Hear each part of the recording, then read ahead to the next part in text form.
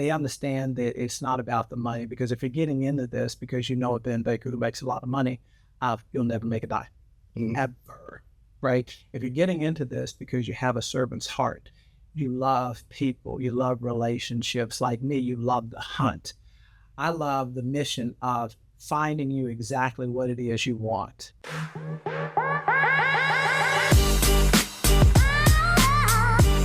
Here's some of the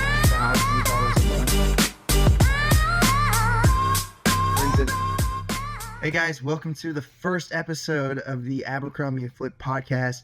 I'm really excited about doing this. It's something I've wanted to do for years, but I'm even more excited about today's episode. Our guest today is Ben Baker, one of the highest producing real estate agents in all of Dallas-Fort Worth, and he's a personal mentor to myself. Ben's a big reason why I even got into the industry, and he's a huge reason of how I've had the success that I've had up until this point. And in this episode, he's going to share all of his knowledge with you. Now, we cover a ton of things. We talk about what the market's going to look like in 2025. We talk about what it's going to take to be a high producing agent, and we really dive into how to successfully build a database. So if you're wanting just overall knowledge on where we stand in the current market, if you're a new agent and you want to understand what it takes to be successful as Ben has been, or if you're a current agent and you just want to learn how to hone your skill and craft it, you're definitely going to want to watch this episode.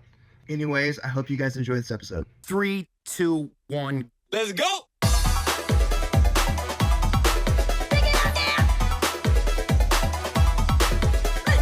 How long has it been? How many years have you been in it? 35 years. 35 years. So how'd you get into it? What made you say, yeah, I want to be a realtor, real estate agent? I feel like it was all serendipitous. Another Baylor alumni reached out, like a lot of football players. We were, looking for summer, jobs. Mm-hmm. And Bob Bobbitt, who I credit him for starting this whole thing. He's a very well-respected builder here in the Dallas-Plano area. I worked for him just doing general cleanup, right? And I thought, now this is like 1983, 84. And I thought, this is interesting. I wouldn't have to be behind a desk and a computer. And computers were really just coming into vogue at that time. His average home then was about $350 to $500, right? My parents lived in a $70,000 home. And so, I felt like I was hobnobbing with big times, mm-hmm. right? And so I thought, I'm interested in this, right? And when my pre-med career didn't take off the way I thought, it led me straight into business. And that's really where I should have been in the beginning. And I started taking real estate classes at Baylor and ended up with a minor in real estate. And that's how it started, right? And after getting my first big boy job, I was working for Consolidated Freightway, one of the big three trucking firms in the industry, working from 8 at night till 8 in the morning. And this is someone who has, and I have a crazy sleep disorder. And so for about 1 year and 3 quarters, I never slept more than 3 hours, ever. And my body started to react and break down. And I thought, there's more to life than this, right? And so I thought, well, let me pursue that real estate side, right? I was interested, but I was so naive. I didn't even know what a realtor did. Didn't even know. I thought I was going to have to go into building and maybe being a supervisor of a building, project or something, general foreman. Didn't know. Ended up getting my license and started out the first 8 or 9 months, did nothing. Not one deal. And it took a leader, my manager, a mentor, to grab me by the hand one day and said, hey, Ben, we need to go out here and create some opportunity for you. And I'm so appreciative of that because we didn't have a Keller Williams. We didn't have a company that would train you. All the training at that time was all national. It was Tommy Hopkins, Floyd Wickman, Joe Stump. There were like 3 or 4 national trainers, and that's where every real estate agent got their training, right? Which was crazy to think about now. But at some point, I finally jumped on and really dove into it. And took me 9 months to do my first deal, but I was hooked. And 35 years later, here I am. Yeah. Still.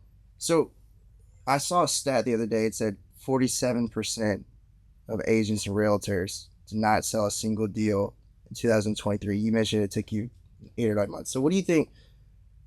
What got in 24? In 24? Yes. Oh yeah, 24. Gosh. Yes. Yeah, we're in 25 now. So what does it take to get over that hump? So what did you do? So you went 8 or 9 months without selling. How'd you get that first client? I think you've got to find where your lane is, because the only thing that was taught to us at that time was you had to knock doors, call for sale by owners, and chase expired listings. And so I did all three of those. And horror story after each one, I knocked on my first few doors. 2 doors into it, the cops showed up, right? One of the neighbors whose door I had knocked saw me wearing a power blue suit, red tie, carrying a briefcase. I knocked on the door. You got a black professional in a white neighborhood, and they called the cops saying, somebody tried to break in my house. I just knocked on the door and left my card on the door, right? And I thought, well, if this is what happens when you knock on doors, I don't want to do that, right? So then I started chasing expired listings, right? And showed up at a woman's house after a relationship of 2 or 3 months talking on the phone. She finally invites me over, and when I show up, she had no idea that I was black, and she wouldn't let me in the house, right? And after experiencing that, I thought, well, I don't want to chase expired listings, right? Yeah. And the same is true with for sale by owners. So I had to find my lane, and I found it on my 5-year high school reunion. Wow. I met, classmates, and I told them I was working in real estate, and I had 2 or 3 of them go, Ben, in the next year or 2, I'm going to be looking to do something, right? Fortunately, there was at least 2 or 3 of them that reached out to me. They were in young relationships or had gotten married and decided, I'm ready to buy a home. And that's where it started. And so for me, that was about relationships, working with people who already know, like, and trust you, instead of trying to convince a complete stranger that I'm worthy of your trust, right? And so that's where my focus has been. It started there with Plano East, where I finished high school. Then that led to my Baylor family and my East Plano family, and then it just mushroomed from there. So, yeah. Yeah, one of the things that I think for me has been the most inspiring about you is to see, if you look at it, real estate, and it seems to be primarily a white dominated industry. It is. And to see the success you've had, and that someone that looks like me can have that type of success, I think has been really cool. So I just wanted to just say that. Thank you. Yeah. Thank you. I'm so excited because there's so many all shapes and sizes now that are getting into this business that are bringing, I'd like to say they're bringing the sexy back, right? They understand that it's not about the money, because if you're getting into this because you know a Ben Baker who makes a lot of money, you'll never make a dime, ever, right? If you're getting into this because you have a servant's heart, you love people, you love relationships, like me, you love the hunt. I love the mission of finding you exactly what it is you want, right? That's the perfect home for you and your family. I'm still driven by that. Even after 35 years, it still excites me all day, every day. And I feel like I still bring the same energy to that assignment as I did even 20 years ago. So, yeah, fortunate. Yeah. So, high level, what does your 2024 look like? Where do you see the market right now with things? I'm telling everyone that 2025 is our opportunity to rise above everyone, because if you've been in this business for any length of time, especially if you were in it in 23 and 24, if those 2 years haven't molded you and shaped you and showed you that you're in it to win it, those were very tough years. 2025 is projected to be much better than 24, to the tune of about 250 to 400,000 homes nationally, more than 24. Okay, that's not anywhere near where we want to be, but that's a huge improvement, right? We are anticipating interest rates getting down to, at some point, cracking 6. Probably not going below 5.5, but at least getting 6 and below. That's also going to help. But if you're not prepared to rise above, win it, and know that it's going to take increased effort, it's going to take soaring with the right eagles, being in the right community, in the right family, having the right mentorship and coaching, walking alongside you. That's how you're going to win. If you think that you're going to succeed and continue to do the same thing you've been doing time and time again, you're going to get the exact same thing you've been getting, right? So for me, I know that I'm having to add at least one or two pillars to what I'm already doing in order to succeed at a high level. I'm wanting 2025 to be my second best year ever in my 35 years. That means I'm going to have to step up to the plate and stay consistent, stay committed to the plan, make sure that I'm developing relationships, right? Because again, that's where the trust comes in. If people don't trust you, again, my average range anywhere from about $500,000 to $1 million. People are buying homes in that price range and even below. If they don't trust you, they won't commit, right? Right. So what are you talked about, so 25 is going to be your best year. So what are you changing? Because you said you're adding some different things. Mm-hmm. What are you changing in 25 or adding to what you're currently doing in 24? Particularly, I guess, from an advertising standpoint, right, is what you're talking about. Yeah, I've reduced some of my marketing costs. Understand this: the average real estate professional in the country has zero marketing budget, and I tell especially new hires, you need at least about an $80 marketing budget each and every month. And they're like, "What, $80? Then what is it?" And I'm like, "Well, it's a roll of stamps, right? Buy a damn roll of stamps." And make sure that all day, every day, you're sending a thank you. Hey, Wes, it was so good meeting you. Wes, thanks so much for giving me 2 minutes of your time. It was invaluable to me, right? President Clinton, Obama, those leaders, they use the exact same principle. And it took them to heights that we've never seen, right? I've been doing it, all 35 years. Start there and then let it grow. My marketing budget is as high as over $8,000 a month I spend on just promoting my company and my business, right? I've reduced some of those costs, but the main focus for me is to make sure each and every day I'm having at least 5 conversations with past clients, hopefully future clients, educating them on what's currently happening in the marketplace. Because if you're listening to Fox News, shame on you. Shame on you. My boots are on the ground. I'm the leading real estate economist in the marketplace. You listen to me, right? You listen to me and me only, right? Right. So, well, yeah, you're educated. I mean, you know more about the market. Absolutely. I mean, it sounds like you just give a brief overview of 25. Right. So, if you're spending $8,000 a month on advertising, where are you seeing the largest returns from your ads? Like, what would you say is the biggest lead generator for you? Because I know that's a lot of questions. A lot of real estate professionals want to know is leads. Right. What works the best for you? For me, it's still old school farming, right? I lived in far north Dallas, Plano. That neighborhood consists of over 660 homes. I make sure that neighborhood specifically, they're educated on here's what's happening.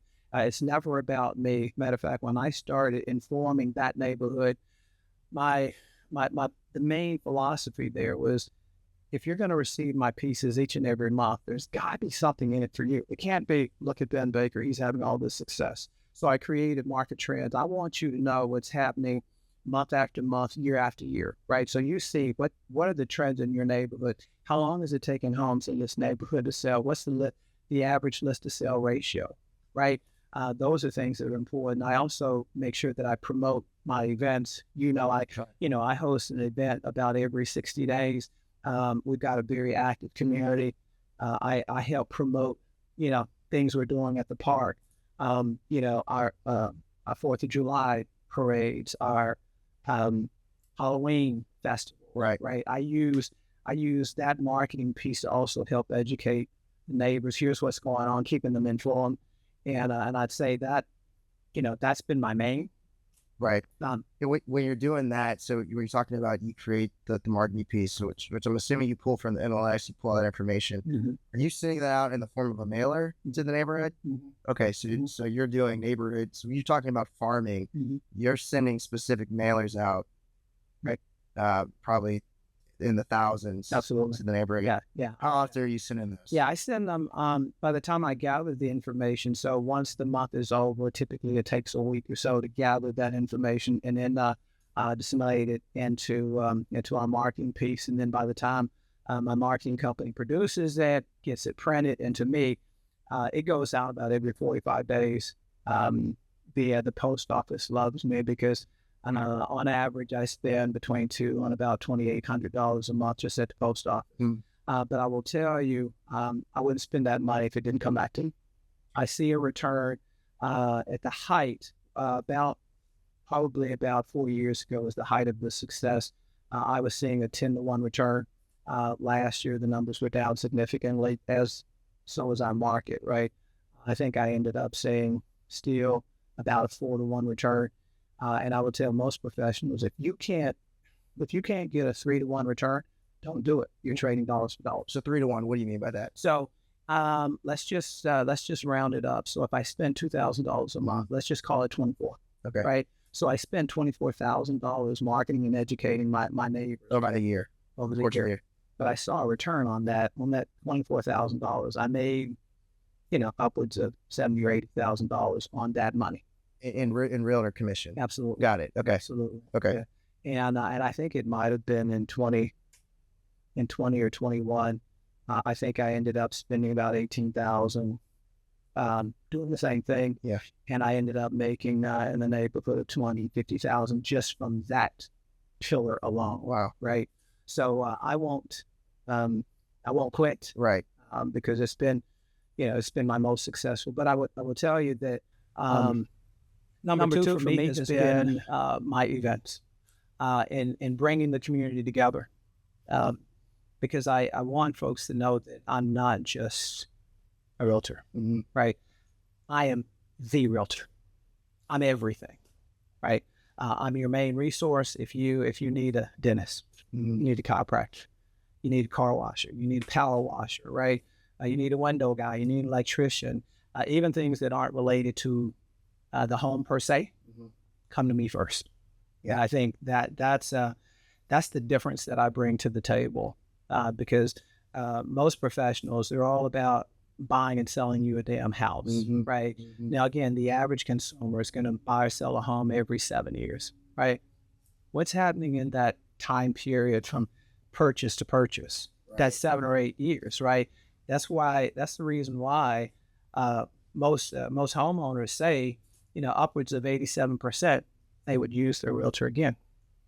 The numbers are closer to 15% that actually do. It's because during that 7 or 8 year period, you forgot about them. They forgot about you. You didn't stay in touch, right? So my numbers are significantly higher. And I would tell you it's the reason why, we host client events. I'm a big jazz guy. My jazz event is my biggest and most expensive, but it's well worth it. My movie events, right? My family picture day, all of those things are just to make sure that I stay top of mind, and for you to know that it's not just about real estate. Because if it was all about me selling you a home, I'd see you every 7, 8, 9 years. Right. And I think what's important is you've taught me that principle. You're a high producer, so you're able to kind of ball out on these events. But there are ways to do these events without really spending much money at all. I mean, when I first started off, I'm a huge UFC fan, so I would invite people over for the fights. Right. That's once a month. So I'd have touch points with people in my database once a month and have them over. Not everybody came, but it's still an invite. And I would just buy some pizza. I've seen things where people will host dad-daughter walks at the park. Where you invite, or runs. And so there's just ways to do it. Absolutely. It's not necessarily about having a huge budget to do it, but I think that the events is a huge component to that. And going back to when you talked about the farming that you're doing, I wanted to hit on what are the stats, because I think a lot of people wonder if print mailers still work these days.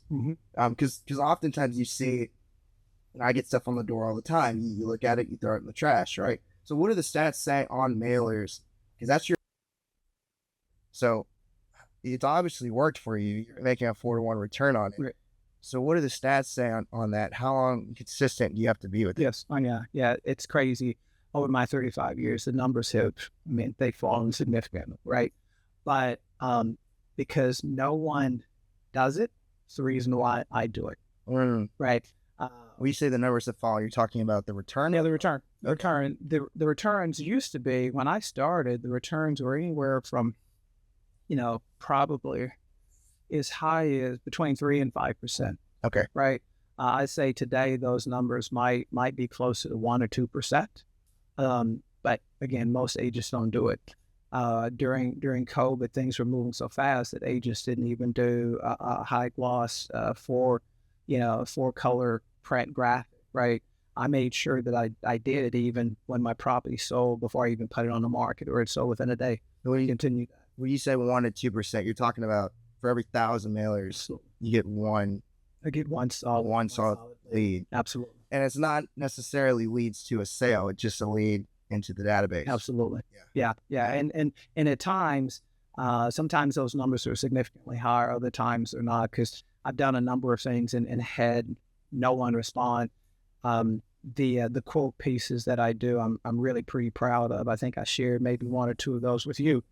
The last one I sent out, I think I had at least 6 people respond to that. They simply scan the QR code, which now goes out on everything I do, to request a quick value for their home.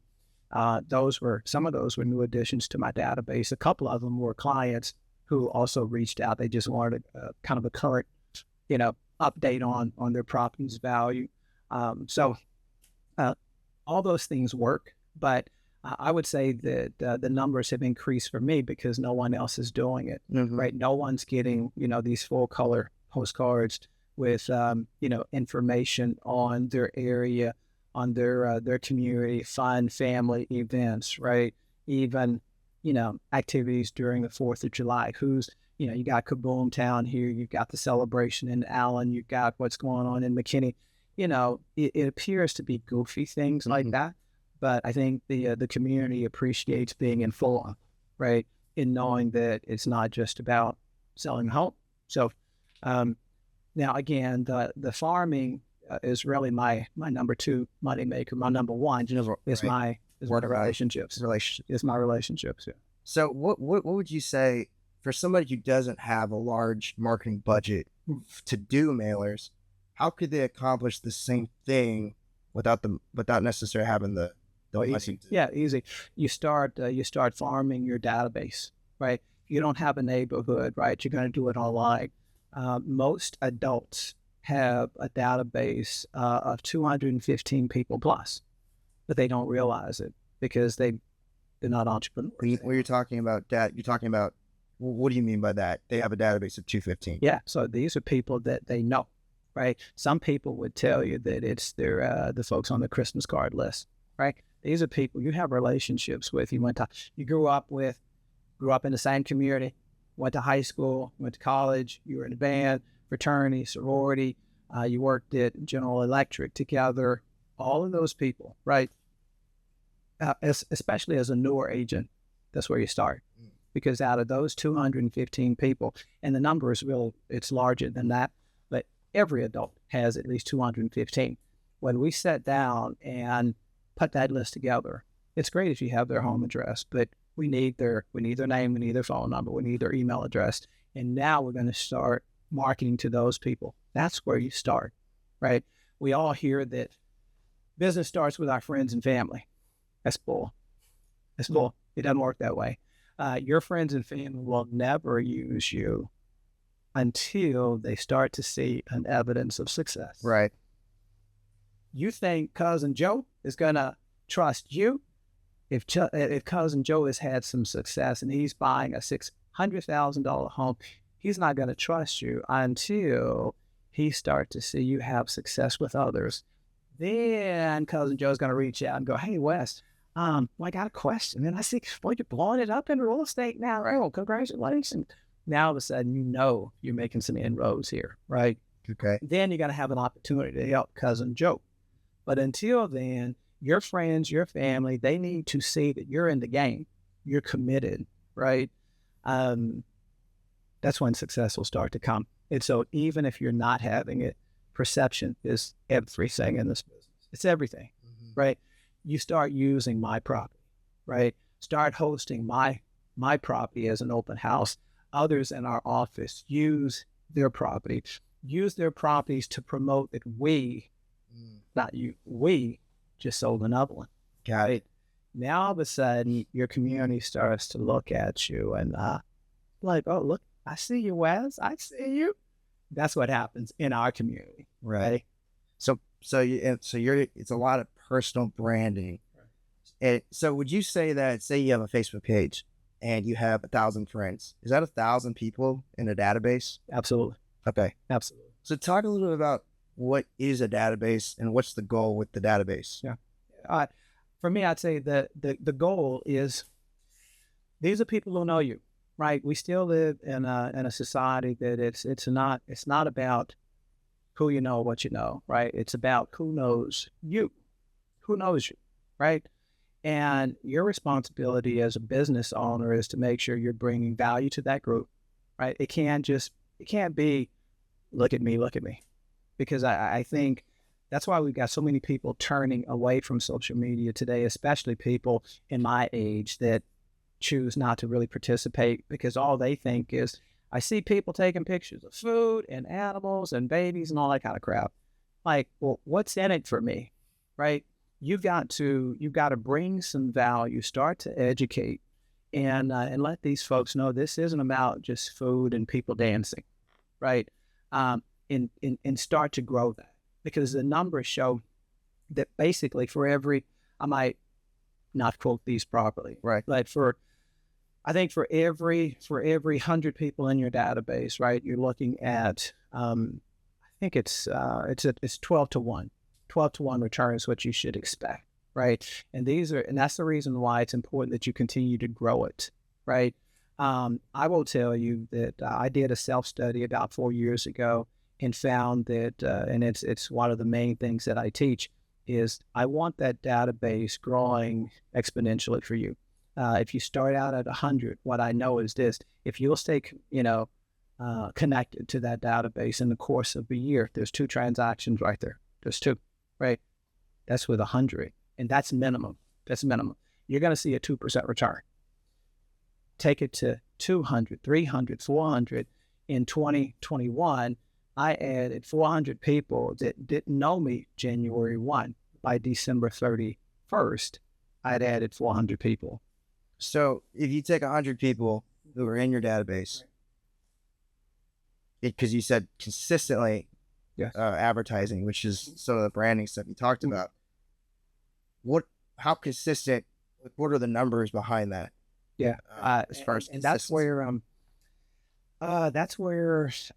there's debate on what's appropriate and what's not. At Keller Williams, we have our own proprietary system, right, called Command. That system allows you basically to insert their information once and continue to market to them yearly without touching it again. We have a 36 touch plan there, right? I will tell you 36 is not enough. Me personally, I touch my clients over 100 times each and every year with email pieces, text pieces, videos, invites, phone calls, right, to really stay connected. And when some agents believe that 100 plus is too many, then I have to bring up the fact that if you're an Amazon, I'm not, but if you're an Amazon user, Amazon touches their clients over 1,000 times a year, over 1,000. I see it all the time. Absolutely, right? Yeah. And nobody really bitches or complains because they think that it's valuable. Right. Right. So as long as you're bringing value, occasionally I'll have someone who will opt out. Who cares? So if you're an agent or a realtor and the goal is 100 touch points a year, which is, break it down, gamify it, that's about 10 a month. That'd be 120, so a little bit less than that. That 10 could consist of a Facebook post, an email blast that goes out, a text, a handwritten letter. Absolutely. I mean, message, birthday greetings, anniversary greetings, house. Today, one of my clients, the Madonnas, today is their wedding anniversary. They've been married for 40 years, right? They received a card from me. It's simple. That's one touch, right? Yeah, there'll be a Facebook post behind that. but they'll be in, they'll get invites to all of my events, right? We're currently looking for a home. Once that transaction is done, I know the date we close. That following year, they're going to get a home anniversary card. This is the date of that you've been in this home a year. I know when their birthdays are because that's part of my closing document responsibility, right? My title companies, they let me know that Wes's birthday is this and Trish's is that, right? Those are touch points, right? We just had Christmas. We just had Hanukkah. We just had Kwanzaa. We just had the New Year, right? 50 of my top clients are getting touched this week, basically with it's a Happy New Year, right? So all of those touches don't have to be in an email. Sometimes they can be in a physical form. Like I said, just acknowledging your birthday, right? So when it comes to personal branding, you really want to maintain that mind share because the stats say when people think of a real estate professional, they only think of two, and one of them makes up 80%, right, and the other is 20. I think that's the number. You're really close. So the way to do that is you have to consistently contact and touch people in your database. So that's 10 times a month, which I actually think when you broke that down, it's very easy to do. Easy. Because that doesn't necessarily mean advertising.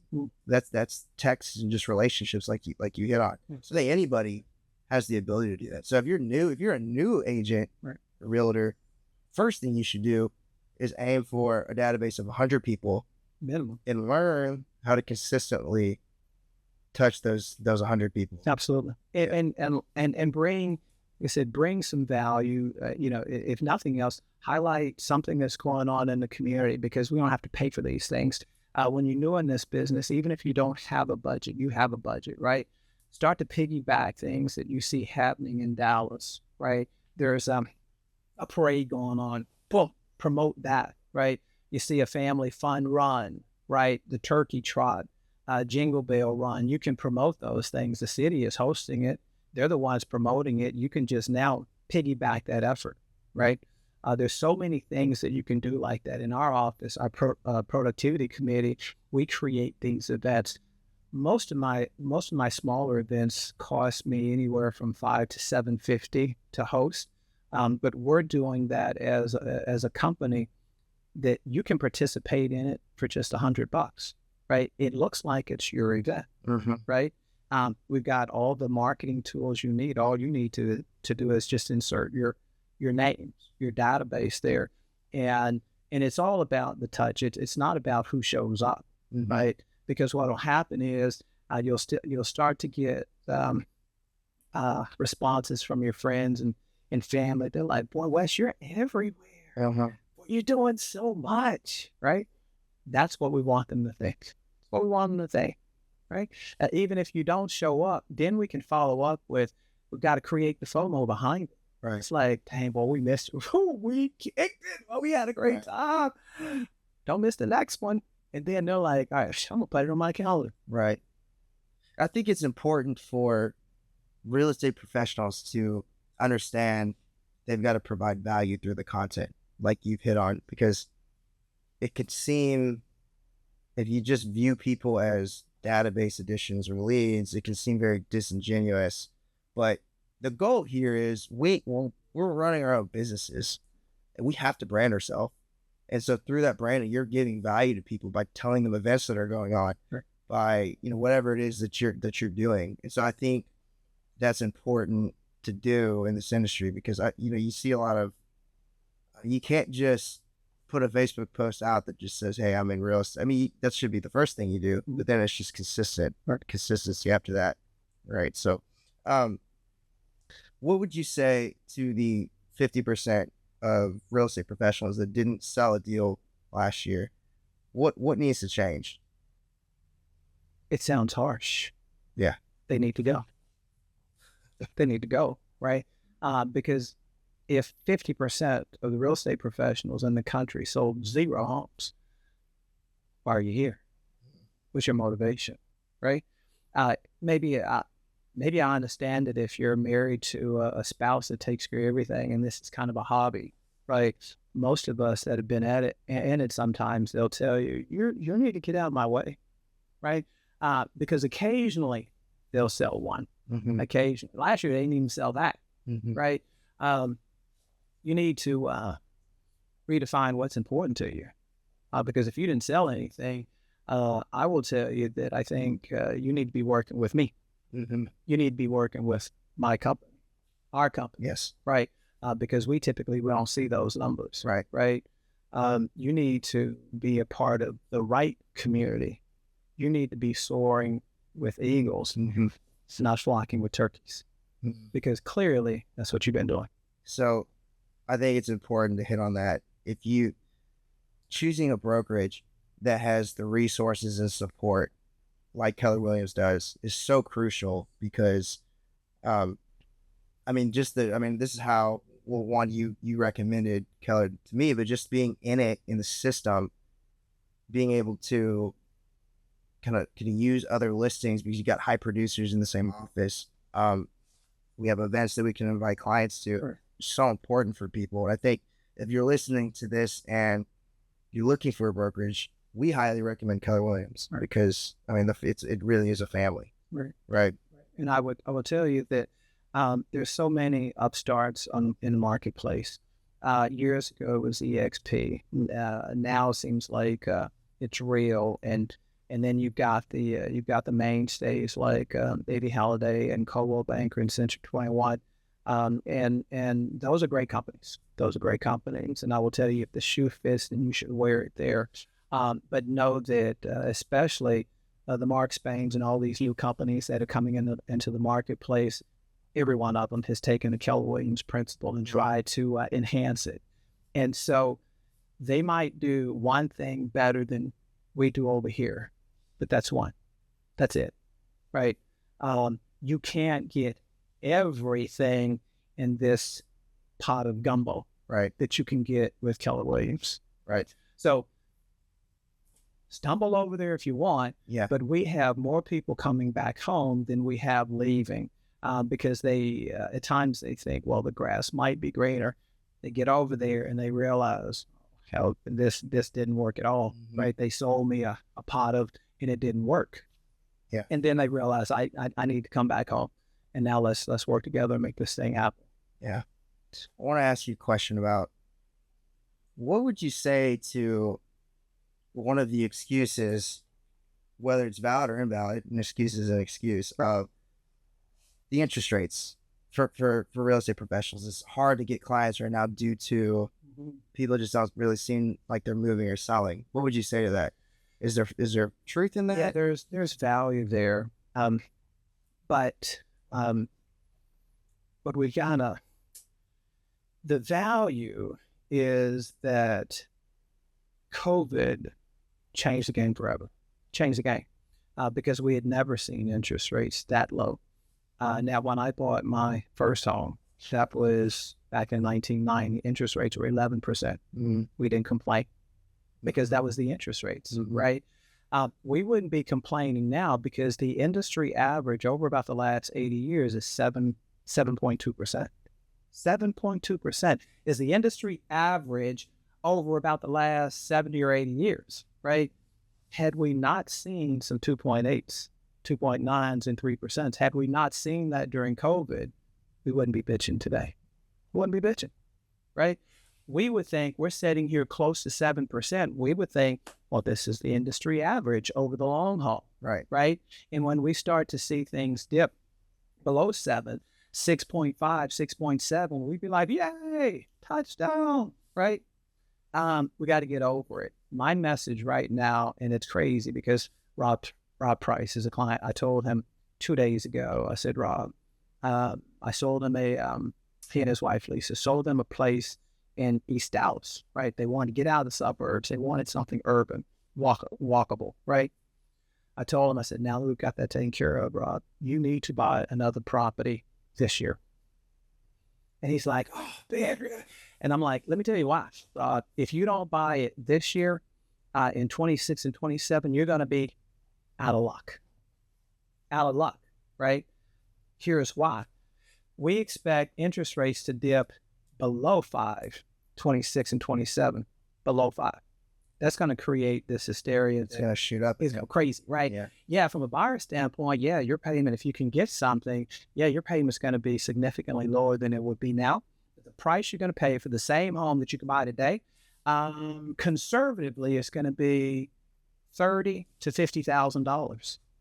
$30,000 to $50,000 Higher higher than what it is today, for the same house. which was what we've seen since COVID. Come on now, come on. Yeah. That's the reason why, and especially for the first time.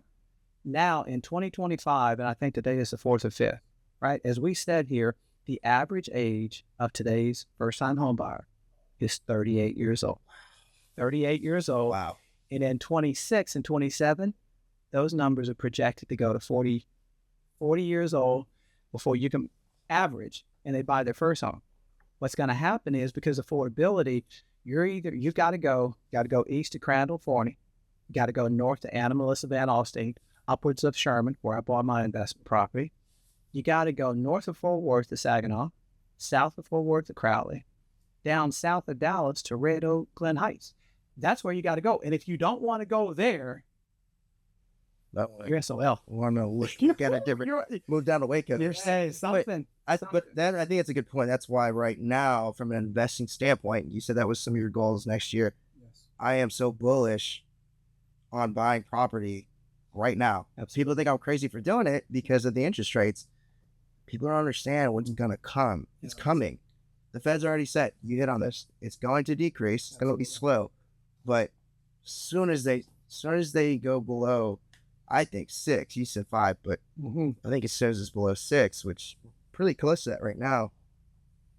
Prices are going to shoot up again. So that's why I'm going to continue to buy right now. That's the reason why we're going to do things now that others aren't willing to do, so that later we're experiencing success that they'll never see. That's the key, right? Those in my circle know that I'm wanting to increase my net worth over the next 2 years by another $2 million, right? And I can't do that by sitting on the sidelines, right? I am in the game. And this year, my goal, I'm going to learn from you, is to do my first flip and to buy at least 3 more, buy and hold, right? Yeah. That's going to help me get to where I need to get to, so that in the next 2 or 3 years, Ben Baker can do all the things he wants to do. I can travel around this country. I can teach. I can coach. I can enjoy life because I've put in the work. Yeah. So you're so good at the coaching and teaching part. I mean, you're really naturally good at that. And I think I love hearing your goals. It's going to hold me accountable because I'm trying to keep up with you. Not there yet, but it's coming. I want to do a quick segment. So we're calling this kind of the rapid fire segment. So I had done a survey on some questions about real estate before today through my social media. Some of the questions I got, we've hit on, but I want to ask you in 30-second answers. We're just going to rapid fire some of these questions. So, why should someone, we hit on this, but we'll get another answer from you. Why should someone look at buying a house now instead of waiting until the interest rates drop? Easy, because the price is cheaper today than it will be tomorrow. Yeah. Easy. Simple. All right, what's the most important thing a new agent should focus on?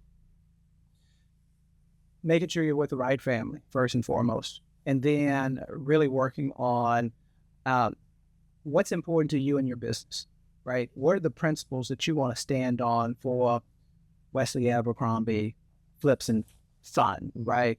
The Ben Baker team and the Power Squad. What are the things you want to focus on? Let's just start there. All right. Should I, as a new agent, consider joining a team or being a solo agent? I'd say solo all day. If you'll simply jump in, do what you should be doing, do what you're being coached. Again, with our company, you're going to have a productivity coach. They're going to be coaching you, teaching you all day, every day. Do what they say. And just be a sponge. If you'll be a sponge, you can succeed at this. And then make sure that besides learning in the classroom, make sure that you're being present. And I would tell you, make sure you're being present because you're going to run into professionals like Ben Baker and Russ Ambers and Steve Markell and all these people and having conversations with them. you'll learn more in the hallway than you'll learn in the classroom, but you got to be open. You got to be a sponge. I said, okay, good enough. Yeah. Good enough. Sometimes it's so easy to get so focused on, at least with my personality, I'm so focused on the mission and less about the network. But I think for me, when I watch you networking, you make it seem so natural. It's not, maybe it is, maybe it isn't, but that's something that I've got to get better at, is being around, instead of my select few, right, reaching out. Because wolves run with wolves, elephants walk with elephants. Right. So is it still possible to cash flow on investment properties with today's interest rates? It's difficult. Most have to put down. In some cases, you can do it at 20%. I personally put down like 25% on my properties, but I think that if you're putting down 25%, absolutely you can cash flow. If you're putting down a minimum of 20%, the numbers are pretty even. On my Sherman property, I take a loss of like $50 a month, right? Big whoop, because we see what's happening in that community, right? Between Global Tech, TI, Fisher, all those companies that are up there. That area is just in the last 4 years, they've seen explosive growth that they had never seen before, and that's going to continue. So if I can break even or even take a small loss, that's $50 a month to me. I mean, that's lunch at Chili's. Yeah, right. Right. It's nothing. Right. But this person is helping me pay down. It's an equity play. Absolutely. Yeah, because that area is only going to shoot up all day. So are you? I know when you first had bought that Sherman deal, you were considering Airbnb, right? So now you're just renting it out. What made you long term? Because I was looking at the cost of furnishing that place, and I was looking at I was going to give my interior designer about a $12,000 to $15,000 budget, right, to furnish it. I mean, appliances and everything, right. And I thought, the numbers. I didn't see it. Right. I didn't see it. Even keeping it rented, 15, 18 days out of the month, I think is what it would have taken. Mm-hmm. And I saw it. I wasn't willing to roll. Sherman's questionable on the the type of right. What it attract. I don't know, but I operate a few. I mean, handful of Airbnbs. Mm-hmm. General rule of thumb that I've gone on is it's roughly $5,000 per room of the house. Not that the room takes $5,000, but that's just a quick, hot, fast way to analyze how much it's going to cost to furnish a property. So if you have a 4.2, or a 4.3, it's going to cost you probably $20,000 mm-hmm. to furnish it and do it right. Mm-hmm. Well, how can people find you and information about you? Easy. It's Ben Baker, 214-801-8800. My Instagram and YouTube are Ben Baker _dealmaker. Facebook, I think it's Ben Baker Realtor. You'll see a picture of me and my two sons when they were really young. Just reach out. I mean, I'd love to chat, help you any way I can, because I think that I am so fortunate that I bet on me 35 years ago, and people look at me now and they're like, and you just kill it, right? Now is a great time to be in real estate, or it's a poor time to be in real estate. And I'm like, in my 35 years, I've had maybe 4 years that were difficult, right? My best friend, he would say struggling, right? It was tough, but 4 out of 35, right? I wouldn't change a thing. And I expect that 2025 is going to be, again, our year to rise above them all. Mm-hmm. That's my plan. So I'm anxious, and I'm so glad we've turned a page. Well, I appreciate everything you've done for me, the things you've taught me, all the stuff we've talked about. Right. I love re-talking through it. Right. It's just inspiring, and I hope that this is able to inspire some other people in the industry that hopefully listen to this, and we'll share it with the family in the Facebook page. And I appreciate it, man. Yeah. This, again, we're going to succeed together, especially through 25. I've said it probably 20 times today already. We need each other more than ever before. Yeah. So let's do it. Absolutely. Well, Ben, I appreciate it.